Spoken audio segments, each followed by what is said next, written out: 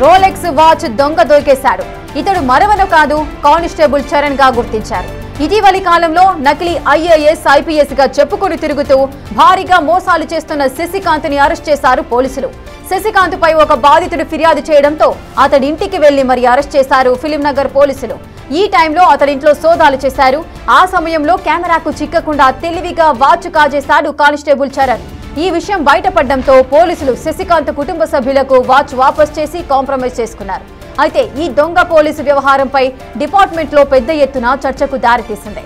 Constable Charan పై శాఖాపరమైన చర్యలు తీసుకోవాలన్న నిర్ణయం తీసుకున్నట్టుగా సమాచారం అందుతోంది.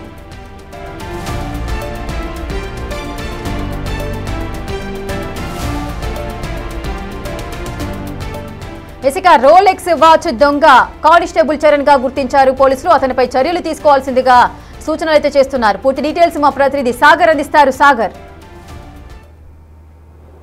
ఇస్రేక రోలెక్స్ వాచ్ ని దొంగిలించినటువంటి కానిస్టేబుల్ వ్యవహారం ఇప్పుడు పోలీస్ వర్గాల్లో చర్చనీయాంశంగా మారింది. అయితే తాజాగా ఒక ఫేక్ ఐఏఎస్ ఐపీఎస్ అధికారిగా చెప్పుకుంటూ పెద్ద ఎత్తున భారీగా బిల్డర్ల వద్ద నుంచి వ్యాపారస్తుల నుంచి మోసాలకు పాల్పడ్డట్టు శశికాంత్ అనే నిందితుడిని దొంగని పట్టుకునేందుకు పోలీసులు ఫిలింనగర్ పోలీసులు వెళ్ళారు. ఆయన ఇంట్లోకి సర్చింగ్ చేసిన సందర్భంలో ఓ ఏఆర్ కానిస్టేబుల్, జనరల్గా ఈ మధ్య కాలంలో హైదరాబాద్ కమిషనరేట్ పరిధిలో తక్కువ సిబ్బంది ఉన్నటువంటి పోలీస్ స్టేషన్లకు ఏఆర్ కానిస్టేబుల్ అని కూడా కేటాయించడం జరిగింది. అందులో భాగంగానే చరణ్ అనే కానిస్టేబుల్ ఫిలింనగర్ పోలీస్ స్టేషన్ కేటాయించాడు. అయితే తాజాగా ఈ ఫేక్ ఐఏఎస్ అధికారి శశికాంత్ని పట్టుకునేందుకు ఫిలింనగర్ పోలీసుల బృందం తన ఇంటికి వెళ్ళింది, సోదాలు చేసింది. సోదాలు చేసిన సందర్భంగా ఈ ఏఆర్ కానిస్టేబుల్ చరణ్ కళ్ళు ఆ వాచ్ పైన, రోలెక్స్ వాచ్ పైన పడ్డాయి. నిందితుడు శశికాంత్కి సంబంధించినటువంటి వాచ్ పైన పడ్డాయి. వెంటనే ఆ వాచ్ని జనరల్గా సోదాలకు వెళ్ళే సందర్భంగా కూడా పోలీసులు అందులో ఉన్నటువంటి వీడియోను కూడా తీసుకుంటూ ఉంటారు. సో ఆ వీడియోకి చిక్కకుండా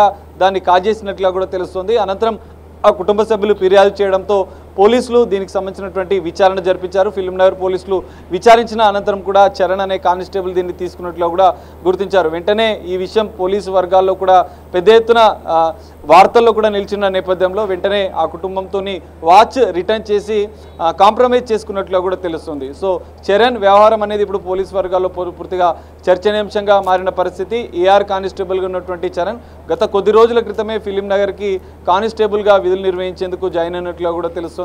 సో రోలెక్స్ వాచ్ జనరల్గా నిందితుడి ఇంటికి వెళ్ళినప్పుడు సోదాలు చేస్తున్న సందర్భంగా వీడియోలు తీసుకుంటూ ఉంటారు.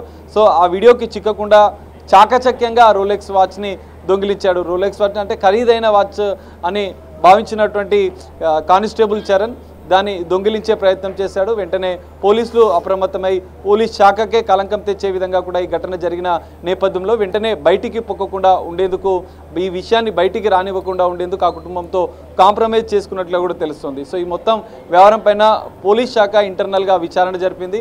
విచారణలో ఖచ్చితంగా చరణ్ ఇదంతా చేసినట్లుగా కూడా గుర్తించిన నేపథ్యంలో కాంప్రమైజ్ చేసుకొని చరణ్ పైన శాఖాపరమైన చర్యలకు పోలీస్ శాఖ సిద్ధమైనట్లు కూడా తెలుస్తుంది. సో ఒక ఫేక్ ఐఏఎస్ దొంగ ఇంటికి వెళ్ళినటువంటి పోలీసుల్లోనే కానిస్టేబులే ఈ విధంగా దొంగగా మారడంతో ఈ అంశం పూర్తిగా కొంత వైరల్గా మారుతున్న పరిస్థితి అయితే కనిపిస్తుంది. సో చరణ్ పైన శాఖపరమైన చర్యలకు ఇప్పటికే ఇంటర్నల్గా ఎంక్వైరీ చేసి నిర్ధారించిన నేపథ్యంలో అతనిపైన పోలీస్ శాఖ చర్యలు తీసుకుంటున్నట్లు కూడా సమాచారం అందుతుంది. Rekha, right, thank you Sagar, thanks for the live details.